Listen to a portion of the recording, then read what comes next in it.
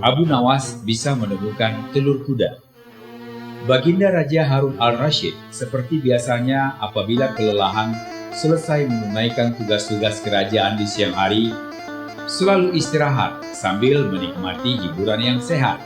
Maka Baginda mengutus seorang punggawa istana untuk memanggil Abu Nawas agar bisa menghadap ke istana raja. Dalam waktu singkat, Abu Nawas sudah menghadap di istana raja dan duduk berhadapan dengan Baginda disertai segala hormatnya.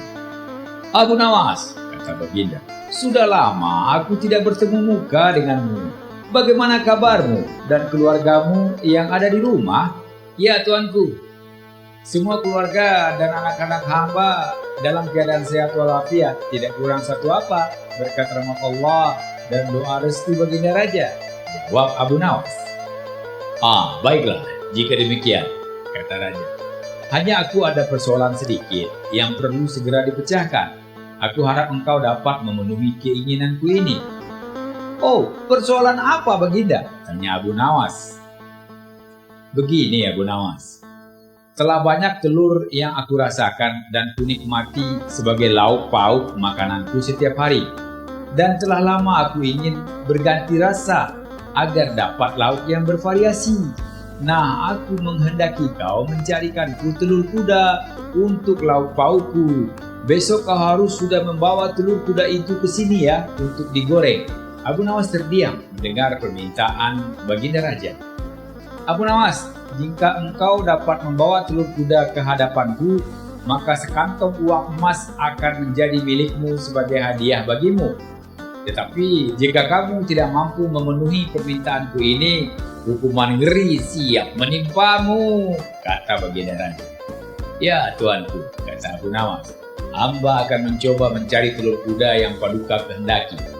Waktu yang Paduka berikan semalam bagi hamba akan hamba gunakan sebaik-baiknya untuk mencari telur kuda yang Paduka kehendaki itu." Abu Nawas pun segera mohon diri kepada Raja Harun al-Rashid untuk segera pulang ke rumahnya. Di rumah, begitu dia masuk, langsung memberitahu istrinya yang setia menunggunya. "Istriku, jika aku besok siang sepulang menghadap raja tidak kembali, berarti aku mendapat nasib sial. Tetapi jika aku dapat pulang dari sana, berarti aku dapat rezeki lumayan yang jumlahnya tidak sedikit." Demikian kata-kata Abu Nawas kepada istrinya.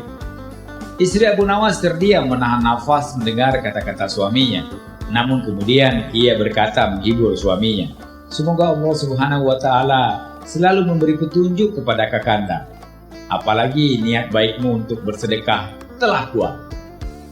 Abu Nawas menjadi gembira hatinya mendengar jawaban istrinya yang sangat dicintainya itu.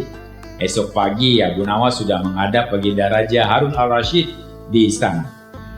"Bagaimana permintaanku kemarin Abu Nawas? Sudahkah engkau bawa telur kuda yang aku minta?" tanya Baginda Raja. "Ampun tuanku," jawab Abu Nawas. "Hamba sudah mencoba mencari telur kuda sampai ke pelosok negeri ini. Hamba mencari orang yang memiliki kuda yang bisa bertelur, bukan beranak.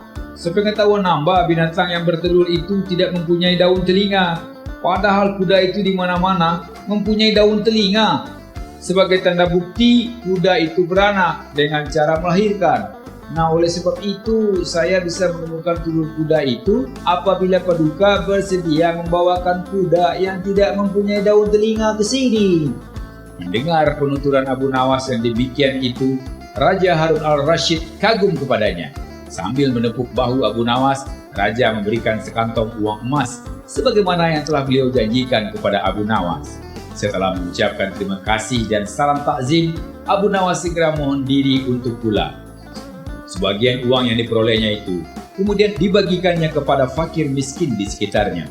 Raja Harun al-Rashid sebenarnya memang hanya menguji kecerdasan dan ketabahan Abu Nawas bagaimana jika ia menghadapi persoalan dan ujian yang pelik dan mustahil.